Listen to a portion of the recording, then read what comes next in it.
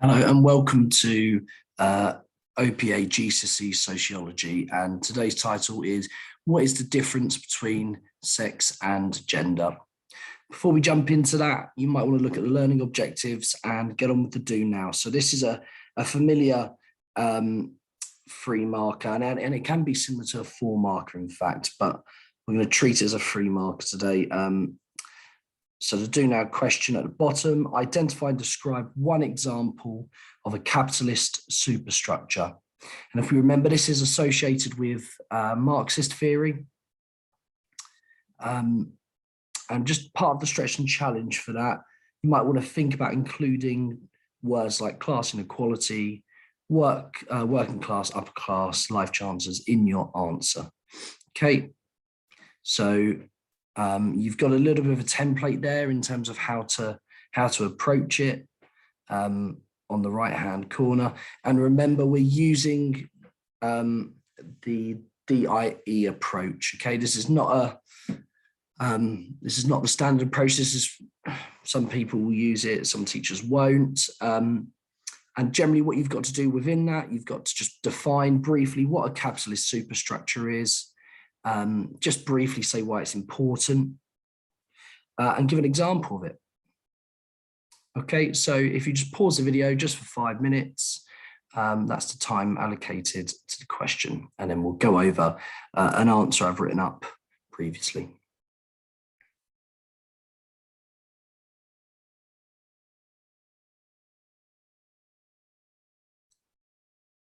Right, so I'm just left on the side here the actual mark scheme for the question. Okay, I'm not going to go into detail on that. That's going to be based on after school, before school revision. If you want to go over mark schemes, and we'll go over how to get the best out of your questions and how to best structure them. And we'll do that, I'm sure, in lessons allocated specifically for that. This is just a do now. Here's an example of me using that DIE approach, okay? Using that define importance example approach to get the full marks. So in the first off, I define what a capitalist superstructure is. So capitalist superstructures are structures in society that reinforce people's class position. There you go, off the bat, I've got 1 mark. I then briefly go on to say why it's important. They are important because they lead to class inequality, whereby structures can influence people's life chances and experiences. So the words that stand out there in the importance bit, I talk about class inequality and I talk about life chances.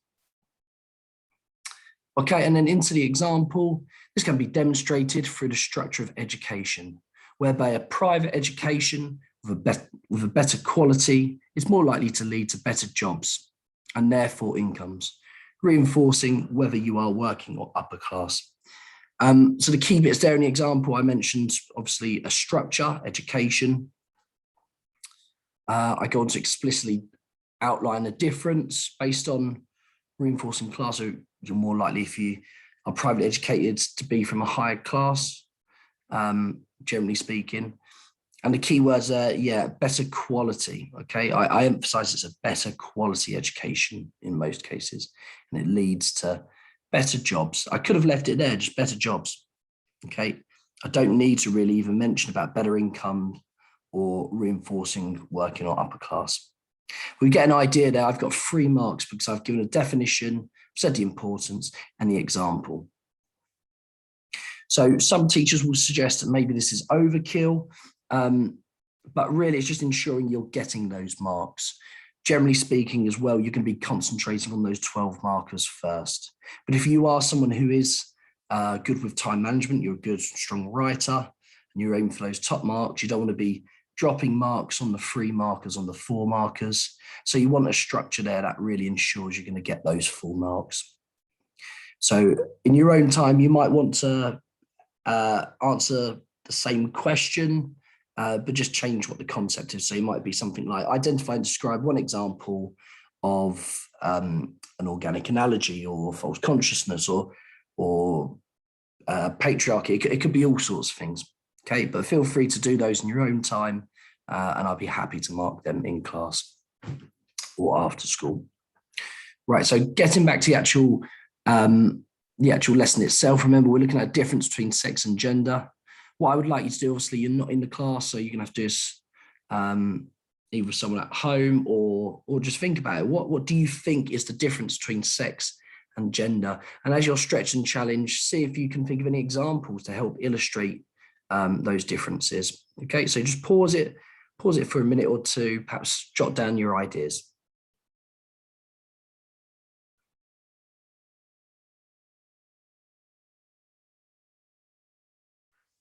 Excellent, right. So just giving a very brief definition you may want to write down for both of those. So sex is based on biological differences. It's between men and women. These are differences that determine appearance and biological function. It's not just men and women, but in the majority of cases, men and women. But the key part here for sex is biological difference. Gender, on the other hand, is based on the way society classifies masculinity and femininity, or masculine and feminine behavior. So sex is biological and gender is society. That's the way to remember it.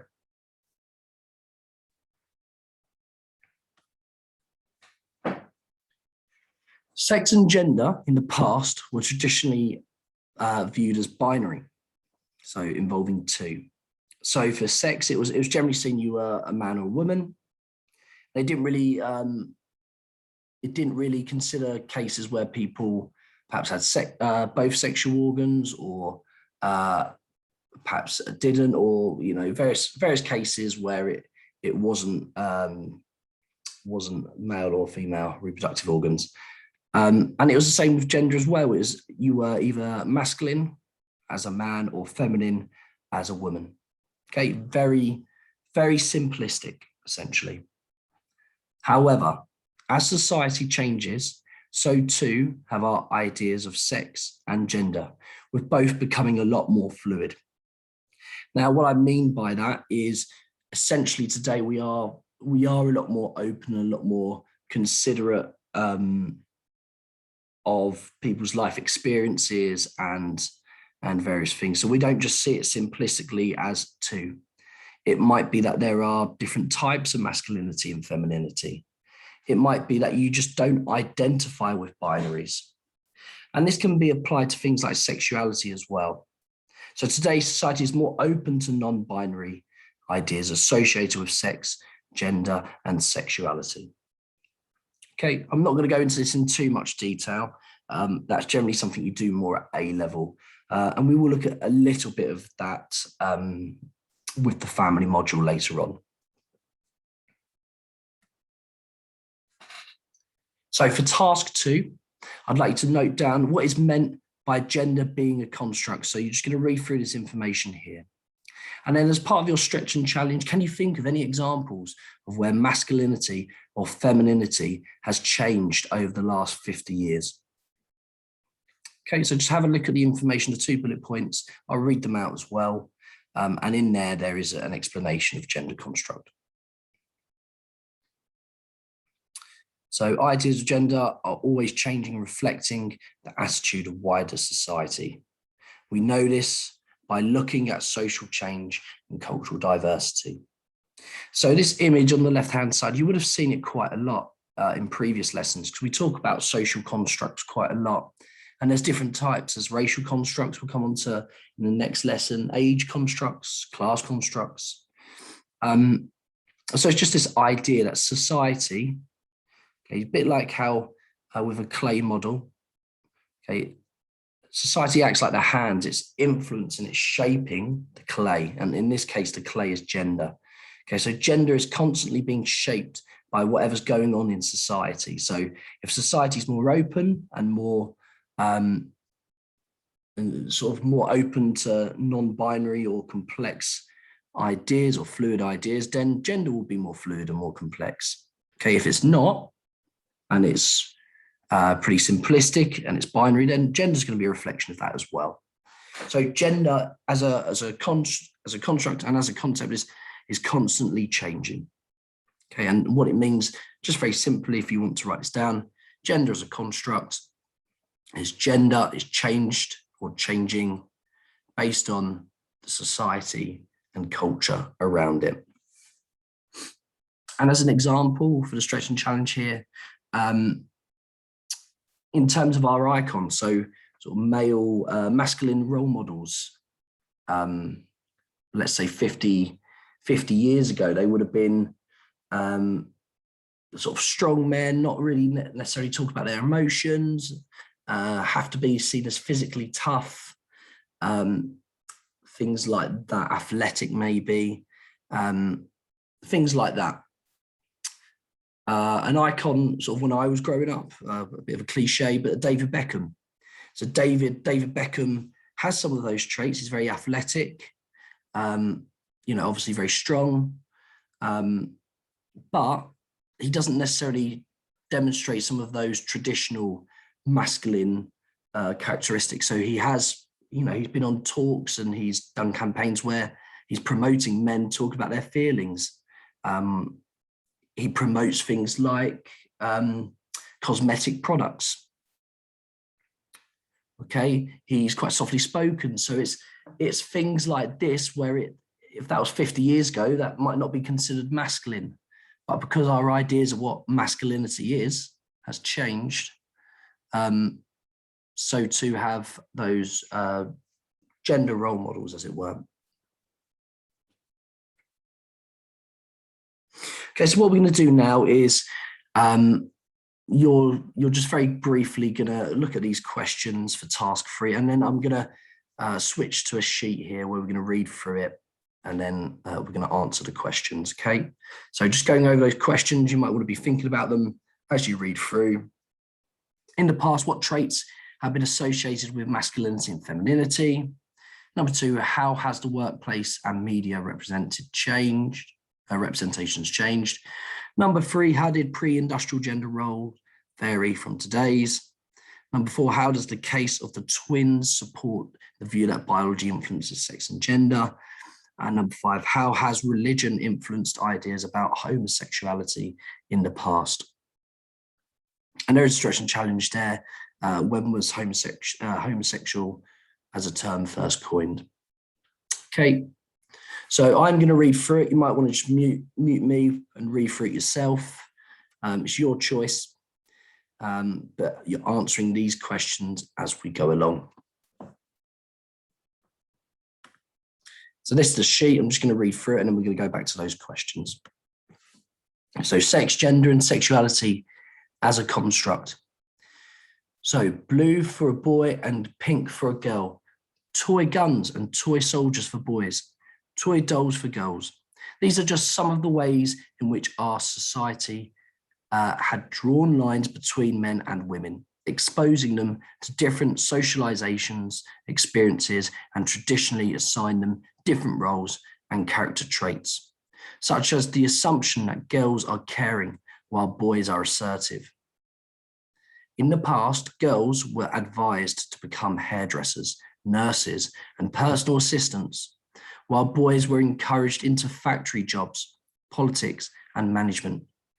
Such attitudes have fortunately changed with the breaking down of gender stereotypes. Now girls are encouraged in the education system to have broader aspirations, and increasing numbers are entering politics and breaking through the glass ceiling in the workplace. Similarly, television programs like Casualty portrays caring roles like nursing as appropriate and successful for males. Programs also exist to actively recruit women into particular fields such as STEM-related professions. While all societies generally make distinctions between men and women, different cultures make different assumptions about what it is to be a man and what it is to be a woman. Anthropological evidence can be used to illustrate these differences. Pre-industrial tribal cultures often adopted roles for men and women that challenged commonly held ideas in the modern industrialized world. For example, about who should care for children. In some tribal cultures, women rather than men. It is clear from the huge varieties of the human condition that many of the assumptions that we make about what it is to be a man or a woman, about how to dress and how to behave, are more a product of culture than they are of nature. However, it would be misleading to claim that male and female differences are entirely the result of socialization. Research into identical twins has raised some interesting issues.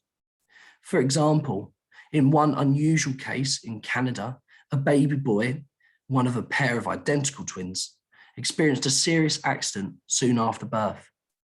The severity of the child's injuries led to a decision to reconstruct their genitals as if they were female rather than male.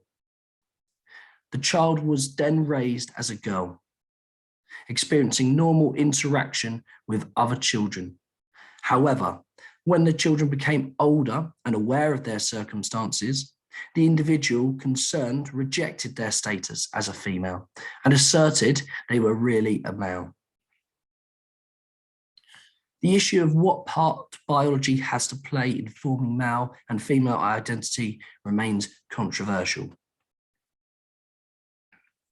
Religion has played an important part in shaping sexual attitudes. In cultures where rigid codes of behavior exist, the distance between publicly approved behavior and private behavior can be considerable. In Western Europe and the USA, rigid codes of sexual behavior gave way to a more permissive society in the 1960s. Although do not assume that even today all members of society adopt a liberal attitude towards sexual behavior.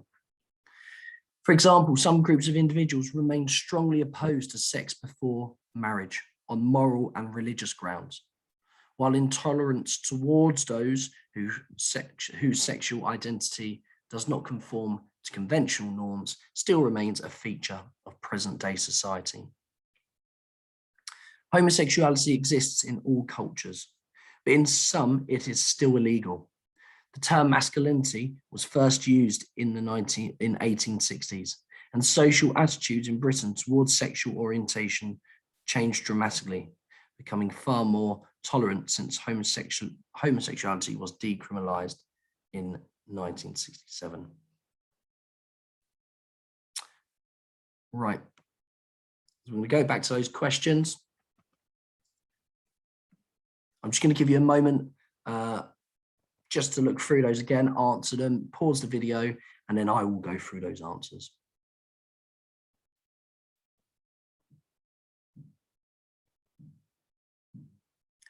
Right, so number one, in the past, what traits were associated with masculinity?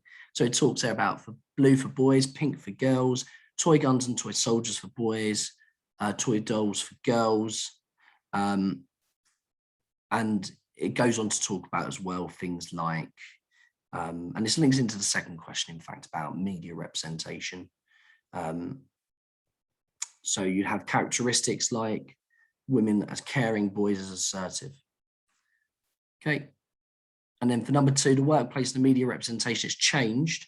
So it's trying to encourage women to go into workplaces that were traditionally seen as masculine. So it might be things like politics, or it might be things like trades where it's mainly male associated. It might be factory jobs or management jobs. And it's also saying that men can do jobs that were traditionally associated with women. So it gives the example there that on casualty, they will have male nurses to show that, you know, those more attentive and caring positions in institutes like the NHS, they're, you know, open for men to do as well. And then how did pre-industrial gender roles vary from today? So in pre-industrial societies, so today we live in industrial or post-industrial societies, it it's really seen today as sort of woman at home and the man at work. I mean, some Western countries now it's a lot more equal, but way before the industrial era, it was making the point there that some anthropologists have found that it was actually men staying at home with the children and women out working. So that question there is really to assert that gender is a construct. What it is to be masculine and femininity is always changing. So it's not just diversity based on where you are in the world, but when. So what time? You know, compare the last 50 years, compare the pre-industrial era, so 300 plus years ago. However, number 4, how does the case of the twins support the view that biology influences sex and gender? That question's really trying to emphasize that it's not completely social. It's not completely a social construct. There is some biology to it. And in that case, what it shows is that sometimes biology essentially has a massive influence on your sex identification and gender identification. If we remember the one of the twins had an injury and which at a young age that led to them changing sex. And when they found out the circumstances later on that they had changed sex, they wanted to change back because they felt more comfortable in that sex. So they wanted to change back from female to male. And then finally, number 5, how has religion influenced ideas about homosexuality? So it says in the past how it's been described as sort of being morally wrong and sinful.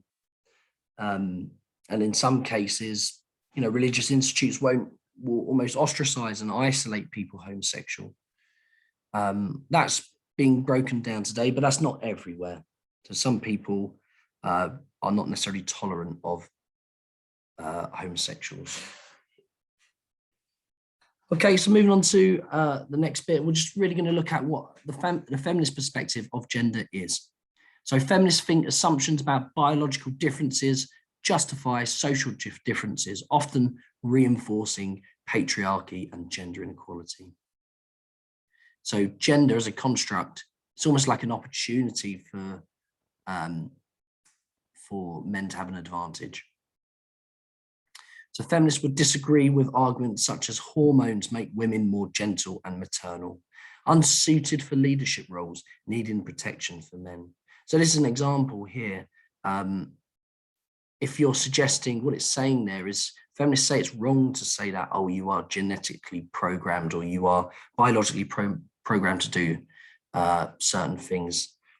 This example here illustrates how men could get an advantage. If you were to say women were biologically programmed to be at-home mothers, then it's giving a leg up in the workplace, isn't it, for men to get those higher jobs. So theorists such as Judith Butler highlight how many assume women are genetically more suited to be stay-at-home parents, and instead suggest what this does. So similar to the previous point, it's reinforcing free domestic labor. It's saying it's okay for women to work at home and because it is work. Being a housewife or a mother at home is work, but it's unpaid work. And what that does is it limits women's economic freedom. If they haven't got a wage and they're relying on, let's say in this case, a husband, they're reliant on a husband or something like that for money to support them, then that's them in a weaker position. So it's encouraging things like economic gender inequality, because women are going to have less money. They're more likely to be victims of the poverty trap. So this last activity doesn't necessarily completely apply. What we were planning on doing was getting the whole class to go either side of the class and have a little bit of a discussion about it. But what we can do is I'm just going to put some statements on the screen and you can be thinking about those statements. Okay, so saying whether you agree with them, somewhat agree, and disagree, and think about how you would justify your answer. Don't just say, I agree somewhat or disagree. Actually say why you think that. So the first statement, there are only two sexes. So with that, don't only think what you would think what would sociologists say about that. There are only two genders.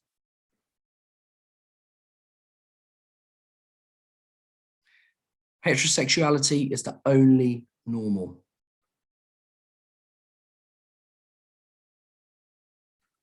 Sex and gender influence one another.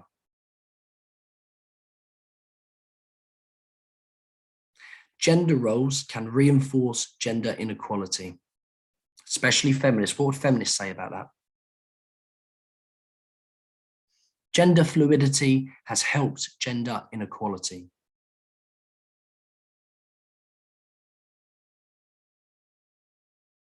Right, so that is the end of the lesson. The next lesson will be looking at the difference between race and ethnicity.